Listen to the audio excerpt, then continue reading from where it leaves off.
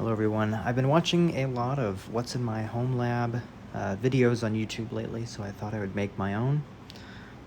So this is my rack here. It's just in a corner in the den of my house, but we are moving soon, so the setup is likely to change. But I figured I'd just do a quick little video showing what's in it and how everything works before that all might change.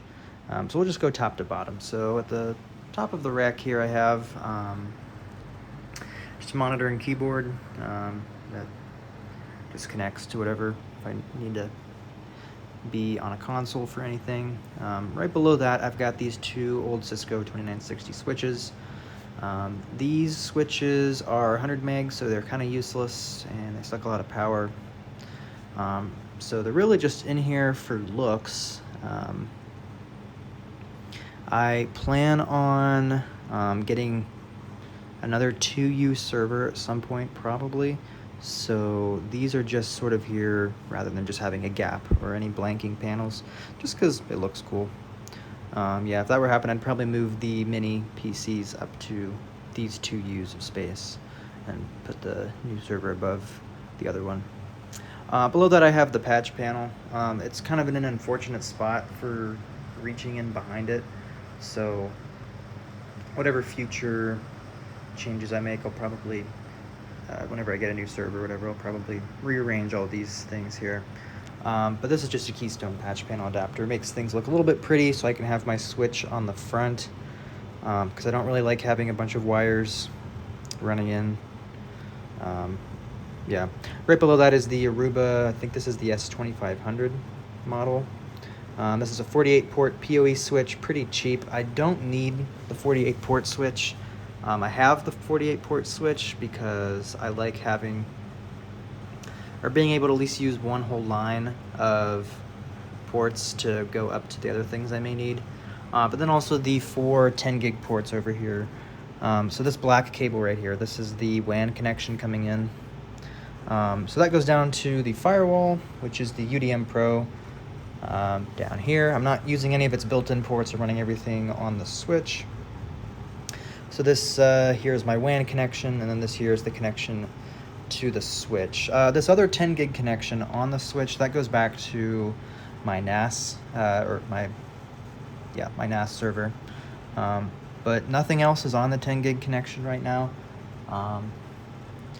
Yeah, again, I plan to, whenever I make the changes with these servers at some point in the future, I'll add 10 gig connections to both of those as well.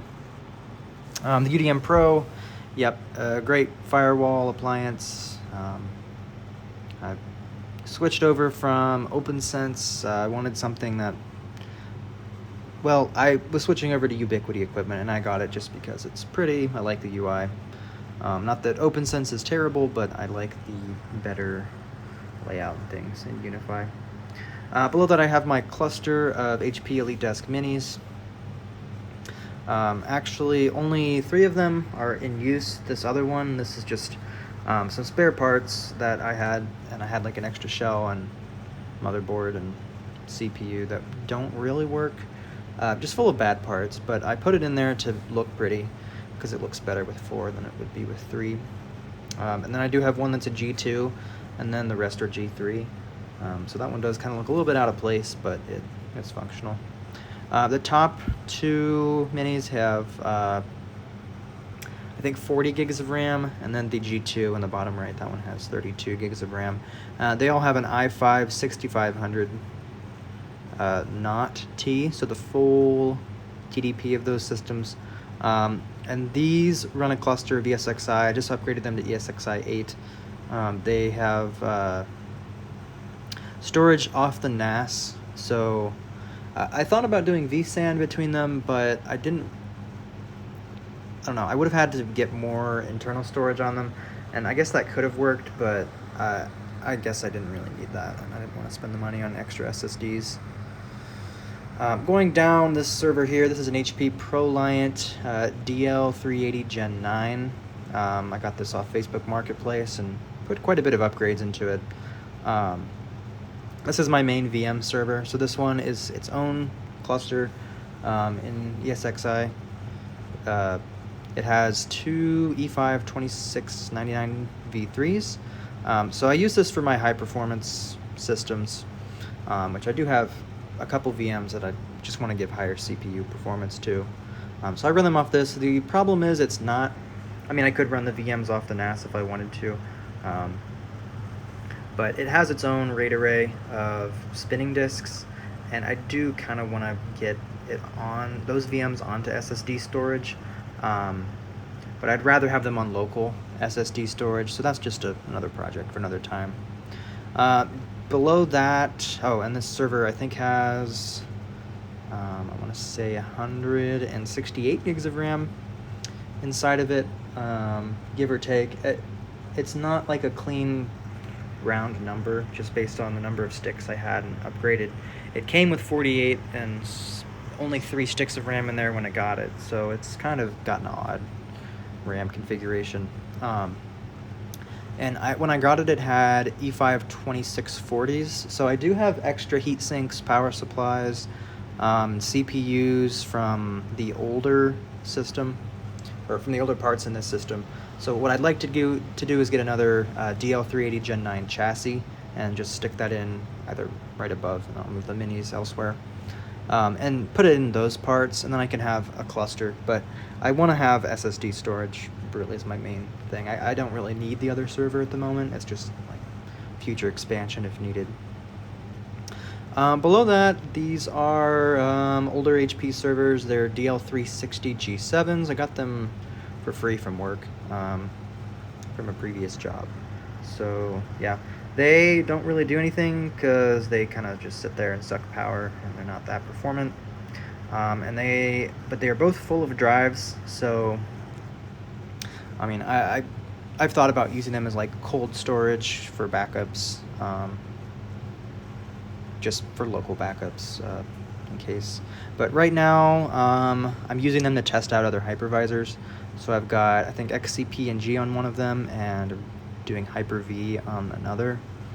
I don't know. I don't really like any of the other hypervisors. I'm probably just going to stick with the vSphere for now, unless they take away the vMug licensing, and then I guess I'll have to find something else. Below that, this is my Proxmox server. So I do have Proxmox on one server. It's kind of a pain. I'm not really a huge fan of it, but this is essentially my NAS, except it's also my local desktop. It's built in a Rosewheel case. It's got a 10700K in it, 96 gigs of RAM. So this one kind of does 3 different things. 4. So it's Proxmox. It has an Exponology VM with the drives patched into it for my NAS for storage. It's got an ESXi VM. That's another reason I chose Proxmox, is because you are able to virtualize ESXi on top of Proxmox nested. I think most other, like Hyper-V and XCP-ng, you weren't able to do that. So that way I can migrate VMs to it if needed, for performance or for redundancy reasons, or if I need to work on another server, I can migrate them here. And then it's also got just a Windows VM with a GPU, the RTX 3060. So I have Plex running on that, but it's also kind of like a cloud gaming type system. I don't really do a lot of gaming, but if I did, it'd be through that with Parsec. And then finally at the bottom down here, we have this old HP Z220 workstation. This one was a secondary NAS for a while that was running storage for the HP Mini cluster up here.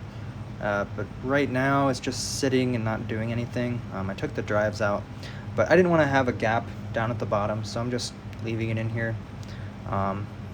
In case something does change with like the configuration, it'd be there if I wanted to use it again.